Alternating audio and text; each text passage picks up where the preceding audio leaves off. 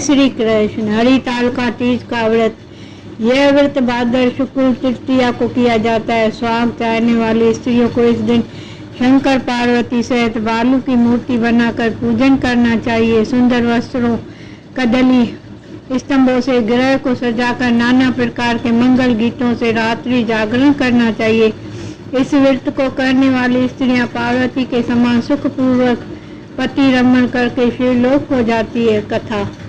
एक बार जब तुमने हिमालय पर्वत जाकर गंगा किनारे मुझको पति रूप के पाने के लिए कठिन तपस्या प्रारंभ की थी, उसी घोर तपस्या के समय नारद जी हिमालय के पास गए तथा कहा कि विष्णु भगवान आपकी कन्या के साथ विवाह करना चाहते हैं। इस कार्य के लिए मुझे भेजाए। यह नारद की बनावटी बात को तुम्हारे पिता ने स्वीकार किया। तत्पश्चात नारद जी विष्णु भगवान के पास गए और कहा कि मैं आपका विवाह हिमालय ने पार्वती के साथ करने का निश्चय कर लिया है, आप इसकी स्वीकृति दें। नारद जी के जाने के पश्चात पिता हिमालय ने तुम्हें विष्णु भगवान के साथ निश्चित किया गया विवाह संबंध बदलाया। यह अनहोनी बात सुनकर तुम अत्यंत दुखी हुई और तुम जोर जोर से विलाप करने लगी।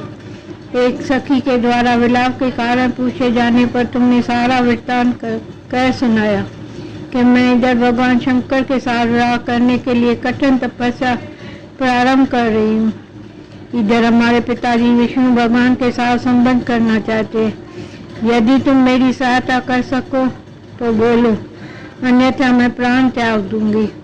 सखी ने सांत्वना देते हुए कहा, मैं तुम्हें ऐसे वन में ले जा लूंगी जो तुम्हारे पिता को पता भी नहीं चलेगा। इस प्रकार तुम सखी समेत घने जंगल में चली गई। इधर तुम्हारे पिता हिमालय घर में इधर उधर खोजने पर जब तुमने न पाया तो बहुत चिंतित हो गए, क्योंकि नारद से विष्णु के साथ विवाह करने का मान लिए थे। वचन भंग की चिंता में उन्हें मूर्छित कर दिया। तब सब पर्वत यह तथ्य जानकर तुम्हारी खोज में लग गए। उधर सखी सहित तुम सरिता किनारे के एक गुफा में मेरे नाम पर तपस्या करने लगी। भाद्र शुक्ल पक्ष तृतीया को उपवास रहकर तुमने सिकता शिवलिंग संस्था करके पूजन तथा रात्रि जागरण भी किया। तुम्हारे इस कठिन तपव्रत ने मेरे आसन आंदोलन कर दिया। इससे मुझे तुरंत तुम्हारे पूजन ईश्वर पर आना पड़ा। तुम्हारी मांग तथा इच्छा के अनुसार तुमको मुझे अर्धनांगिनी रूप में स्वीकार करना पड़ा। तत्पश्चात मैं तुरंत कैलाश पर चला गया। प्रातः बेला में जब तुम पूजन सामग्री नंदी में सो रही थी, उसी समय हिमालय राजस्थान पर पहुंच गए। वे तुम दोनों को देखकर रोते हुए पूछने लगे, बेटी तुम यहाँ कैसे आ गए? तब तुमने विष्णु विवाह वाली कथा सुना दी। तुम्हारी टेक की मूर्ति कराते हुए वे तुम्हें घर बुला लाए। तब वो शास्त्र विधि से तुम्हारा साथ विवाह मेरे साथ हुआ।